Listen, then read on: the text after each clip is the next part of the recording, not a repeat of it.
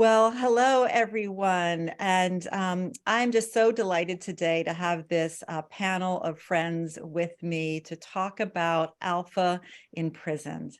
And if you're like parts of where I physically am in Pennsylvania, our local prisons are only just reopening, but some places you've been able to be back in the prisons with Alpha for quite a while. But maybe you've never taken Alpha into a prison, you've never considered it, or maybe you're kind of thinking what would it be like to take Alpha into the prison. Well, we're here today to answer some of the questions that you might have if you're considering taking Alpha to your local prison. So we have two amazing prison teams here with I can't even tell you between the four of them, the collective number of years of experience they have, but suffice it to say, it's a lot. So we have with us two members of the West Shore Free Church's Alpha Prison Team and two members of the Alpha Mid-Atlantic Regional Prison Team with me here today. I'm going to let them introduce themselves, and then we're going to get going and hopefully help you catch a vision for how you might begin an Alpha Prison Team, what some of the hurdles are that you'd have to go through, what some of the difficulties are in sustaining the ministry, and then most importantly, what the joys and rewards are. So Margaret, do you want to get us started today? Okay. My name is Margaret, and as you said, I attend West Shore Free Church and have been involved in prison ministry for quite a long time, first in New Jersey and now in Pennsylvania. It's one of the loves of my life. I think God is so good that he loves everybody, and I just love the opportunity to share with the inmates and see the transformation that takes place in some of their lives, not every life, unfortunately, but it brings so much joy. So I really love being part of the team, and praise God for the opportunity. That's great. So we're John and Michelle, and we are with the Alpha Mid-Atlantic, and we started there have been people going into our local facility. It's a kind of a holding facility. It's for not lifelong offenders, but offenders who are there for a relatively short time. In any event, the men have been going in for a longer time, close to 20 years, I think. Not with Alpha, but with other ministries. Yeah. And then just recently, they had enough women, unfortunately, to have a women's ministry. And in our facility, the men have to minister to the men and the women to the women. So I've been doing it about 3 years. And I've just, as Margaret said, just found it to be a joy. We know the Lord loves those who are in prison and came to free the prisoners. And, we have Bibles that say free on the inside. I think we probably have the same one. And it's a great joy to see some of the inmates really respond to the Alpha mission. And the Alpha is just an easy way to do the ministry. Because everything is right there for you, and you just facilitate a conversation. You don't have to do a meal like you would for a regular Alpha. Right. And obviously you don't have to plan a weekend away, though they'd like that. But it's been a great joy. I'm John, Michelle, better half. Just kidding. We've been at Montgomery County Correctional Facility for about 15 years, I think, Bonnie. I'm not sure. Bill Drennan first went in, and I joined the team after I retired from my work. And we belong to Visitation of the Blessed Virgin Mary Roman Catholic Church. Our pastor, Father Bob, he's a young man of like 37 years old. He supports it 100%. This is our ecumenical side. There are people in our team who are not Catholic. There are people, other denominations. At the church, they've been doing ministry at that prison, same prison, a Catholic ministry. I've never been part of that. But Father Bob and previous pastors have, they go in, I think, once. I'm not sure how often they go in, but our team, our Alpha team, goes in every Wednesday. Every week, and we love it. It's just wonderful. Like Margaret said, it's just fills us with joy to be able to directly follow Christ's command to visit the imprisoned. Thank you, John. And Ian. Yes, my name is Ian Campbell, and I'm actually on staff at West Shore Free Church, so the same church where Margaret is attending. And I've been involved in Alpha in prison for probably about 10 years in our local county prison here in Cumberland County. And actually, it was Margaret who was spearheading the ministry among women and challenged me to consider getting something started among the men. So I followed Margaret's lead. She's a great example. Oh, that's wonderful. I love it. I love it. So I think some of you have touched on this a little bit, but what made you want to start a prison ministry team? What got you inspired to do that? Well, for me, I went to a church that didn't talk about being born again. This is back in New Jersey, not Pennsylvania. And I, through a variety of things, became born again. And Chuck Colson's book, Born Again, came out about the same time. So in a way, he was a mentor, and he inspired me to be interested in prison ministries. And there was an ongoing ministry with some ladies in my area that were going into the local facility, and I joined them, and I got hooked. I think the Lord and Holy Spirit just inspired me too, because when reading, and I always wanted to do something for the imprisoned, because I hadn't said, and I had to visit the imprisoned, and I really didn't have a tool to do that. And when the men were started doing the Alpha in the prisons, I realized this would be a great tool to be able to go in, because I didn't feel that I was capable of just going in and like talking to people or whatever. Anyway, Alpha turned out to be a great tool, and a team, many people volunteered, and more people volunteered at the time, more women than we could handle. And at the moment, we're going in this new after COVID time with 5 women, but I'm sure that there are others who are interested in joining us. Yeah. So it's been a great answer to the Lord's call to visit the imprisoned. Dave Stoy is our present leader, and he has been sending out the emails, getting everybody organized. I think there are about 10 men signed up who want to participate, some new guys who have never done it. And I like I said initially, Matthew 25:35 says, visit the imprisoned. I want to be recognized by the Lord.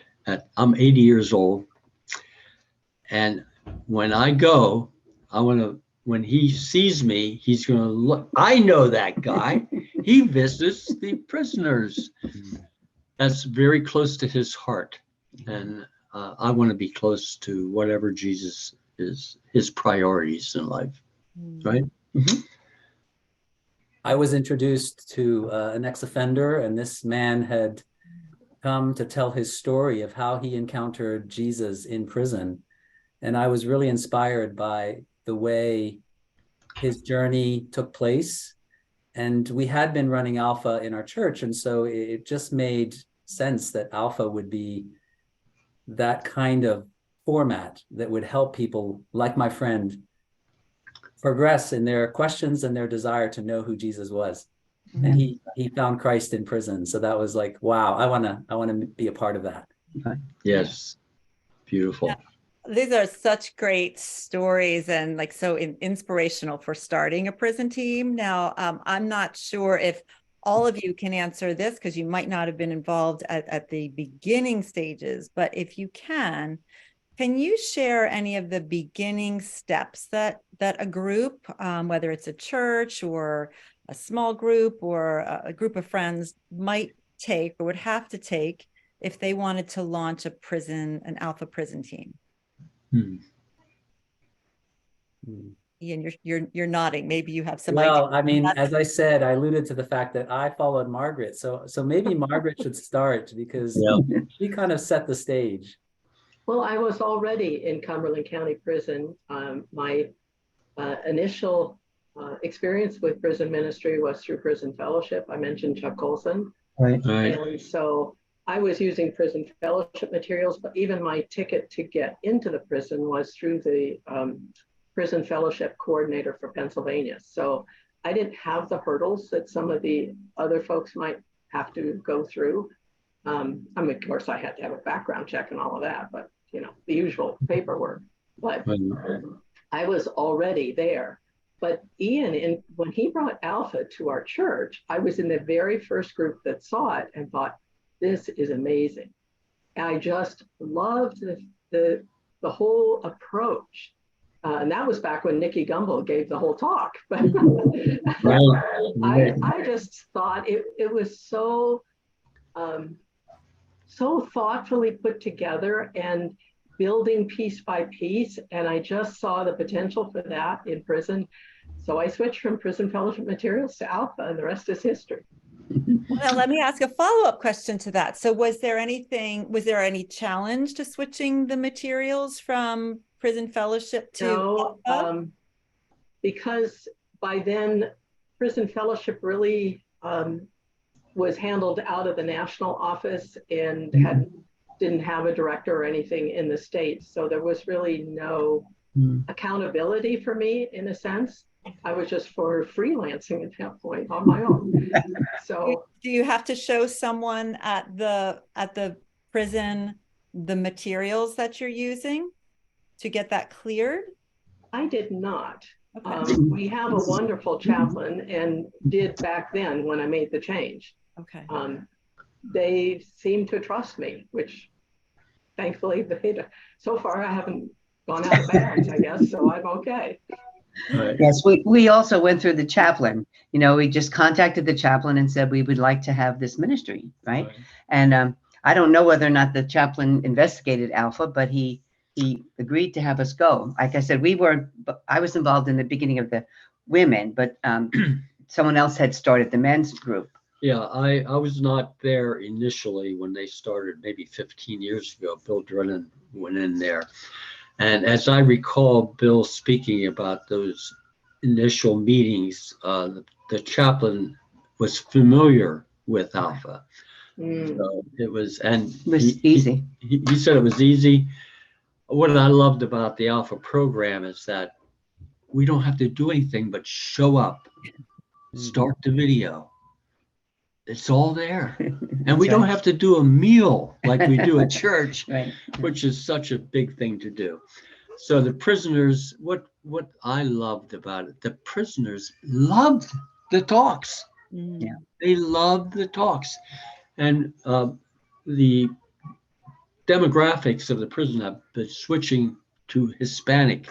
And the Alpha program that we were showing has the Spanish subtitles in Spanish, so that's good. But So it sounds like the first thing that one would do if one is considering starting an Alpha prison team is to identify which prison you're going to focus on, and then make contact with the chaplain who's there at that prison, and introduce yourself and find out whether, you know, is it just men? Is it just women? Do you need two separate teams? And kind of understand some of that. And then I think it was Margaret mentioned that dirty word of background checks, that can be a bit of a hurdle, right? So does someone want to launch in and just talk about what did background checks look like? And is there also any other kind of training that the prison will give you, you know, to be, you know, a frequent visitor who comes in? Yeah, they do have the rules. You know, you receive a whole packet of the guidelines, I guess would be a good word to call them. And yes, they do a background check. And now our prison, I think, is doing it every 5 years. In other words, it's renewable. Okay. You have to jump through the hoop. Right. We just excuse me, we just came through a training because a couple of weeks ago when they said, okay, we're going to open up the prison again. And so anybody that was going in had to go through, and they provided us with all the materials that we needed for the background check. We filled out papers and they sent it in and did whatever. So it was really relatively, you know, hassle-free. And that, you know, they did have us come and they talked to us about, just as Margaret said, the rules of the prison and, you know, the guidelines and all of the things that we needed to know as volunteers going in. So there, it sounds like there's some paperwork or electronic paperwork that you fill out at home, and then one meeting, maybe there's more than one, but a meeting to let you know about what the rules are, the ground rules. And then you get your official start date. Does that for all of you, does that seem to be the general experience? Yep. Yes. Yeah. Were there, Ian, do you run the team at West Shore Free? How has it been in terms, could you speak to how it is to get your first crop of volunteers and then to sustain them, and what does the turnover look like? And granted, I'm asking a sample size of one, but if there's any challenges you want to address about that, or just beautiful things you want to address about it? Obviously it takes a team to do this, and I think that's a big part of what sustains being able to go into the prison week after week, and you know, finding in this case men who were enthusiastic about it was a big part of that. Fortunately, I mean, I think those men and women are already in the congregation. You know, God has placed people there who have a heart to just engage with people in incarceration. So I don't think it was a challenge finding team members. It's a bigger challenge finding team members who have, you know, regular availability. Yes. And so work schedules and you know, other obligations come up. And so I found that for the men's side anyway, we've done better when we've had a team of say 4 to 6 people who are willing to rotate in. And so while for a long time I was the common denominator, it was a good way to have a pool of 4 or 5 other men who could join me, or when I was absent, they could take the lead and go in. And we prefer to go in, you know, as a 2-man team, possibly sometimes 3, depends on how large the group is that we're serving. But yeah, I would say the people are probably there. And so if you put out the invitation and pray and start having those conversations and make that need known, I think people will gravitate towards you and be interested. Yes. That's great. So 4 or 5 is a number I heard you say that you might need, and that's if everybody's coming each week. How many did you go in with at any particular week that you're going? We go in with 2. We have gone in with 3. There were times pre-COVID when the group was, you know, closer to 40 men. And so obviously having 3 helpers there in the same room with all those men was reassuring and helped us have a presence. But lately we've had very, very small groups, and so 2 is sufficient. We try not to go in solo, just preferring not to put ourselves in that situation. And as you know, having 2 people is always better. Yeah, exactly. Yeah, we had up to 80 participants who would show up every Wednesday. And the chaplain at that time gave us permission to bring in 5, 6 people, 6 max. So, because we needed that many men to minister.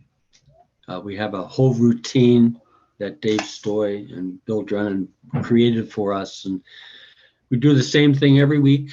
The men know what's coming up next. You know, they sing. Oh boy, they sing a cappella. Yeah, it's so beautiful. And then at times we have men who are musically inclined play the guitar or play the electric piano. And that is so anointed when you have that there. So yes, anything else? Well, we have a much smaller group. We've had up to 20, 25 women come.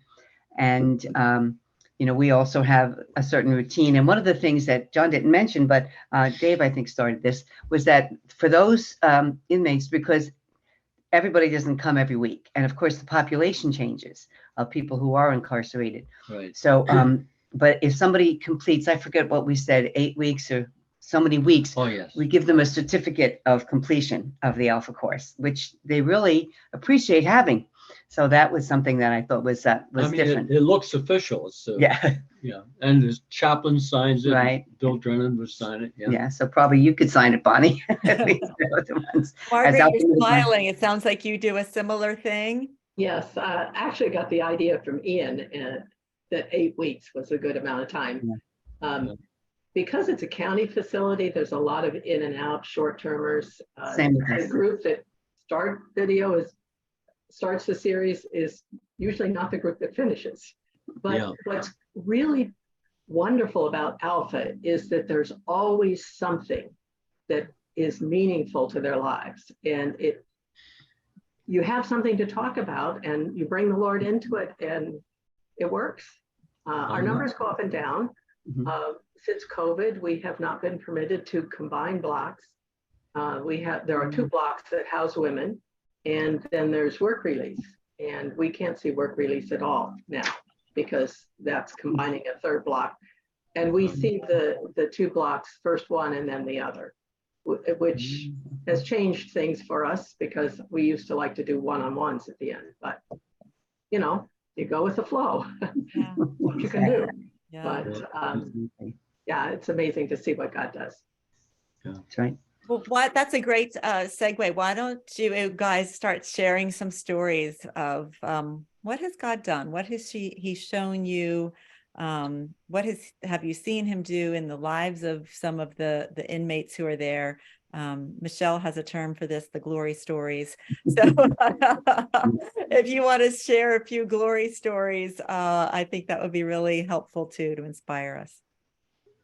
Yeah, I can share there's always one person that is a gatherer, and God has His way of bringing somebody like that. And they may not be a believer initially, but once they come to faith, they're the person who invites others to come.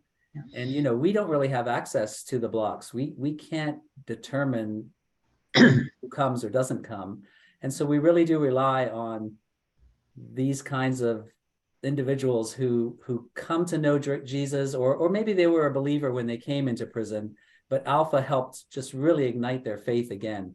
And we've seen that kind of be a habitual pattern that God uses to relaunch Alpha when things start going down in numbers, or some of the key participants have left and gone on to other prisons or gone home. This individual is a key part, it seems, of how God brings other men, in this case, to start attending Alpha. So we need those individuals. They're just as much a part of our team as the people who come from the outside.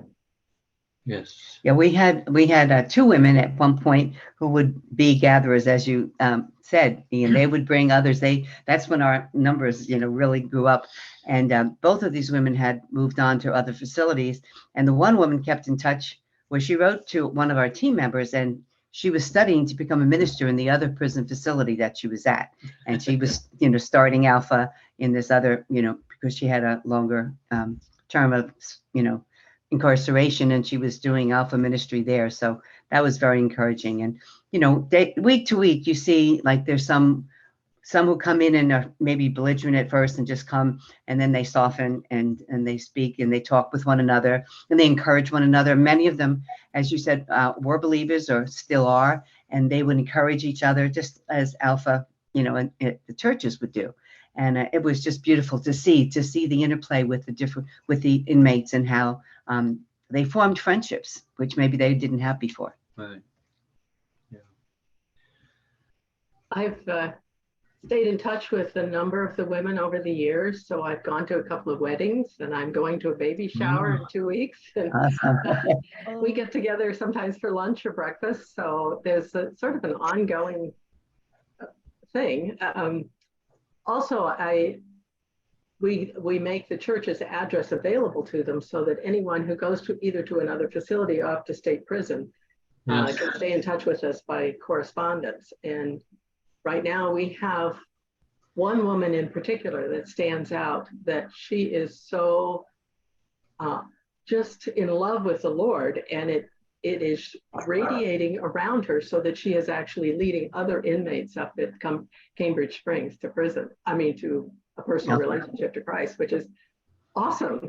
Wow. Yep. And I've also had the opportunity of inviting, and the chaplain and the warden are in agreement with this, that I have brought in a woman who was there in 2016, and she now comes in periodically and gives her testimony, which Wow. is very impactful for the other ladies. So yeah, they're just friends. I mean, you get to continue on with their lives and stay in touch. It's beautiful. And as Michelle said, we see this consistently, how a person starts and first their disposition at first is, very kind of, you can see their arms are crossed and they're not even sure that they're happy to be there. But the way Alpha is designed, to be an honest conversation, I think they pick that up immediately and realize these people have not come in here to cram anything down my throat. They're asking questions out of interest in my life. And once they started realizing that that's what this is about, it doesn't take them long to become participants. And then once they become participants, you can see their hearts starting to soften and their lives become more receptive.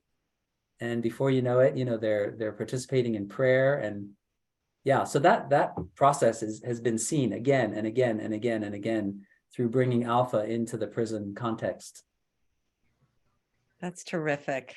Oh gosh, guys, you have given such a wonderful story of Alpha in the prisons today, from your own personal connection to it, why you serve, how you can serve, how you can create a team, and the difference that Jesus is making in people's lives, even though they're in prison.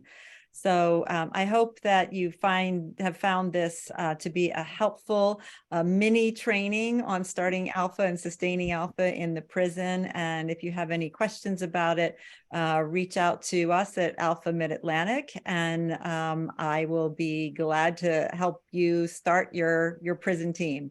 So thanks for listening. Bye-bye. Bye-bye. Bye. Bye-bye. God bless. God bless.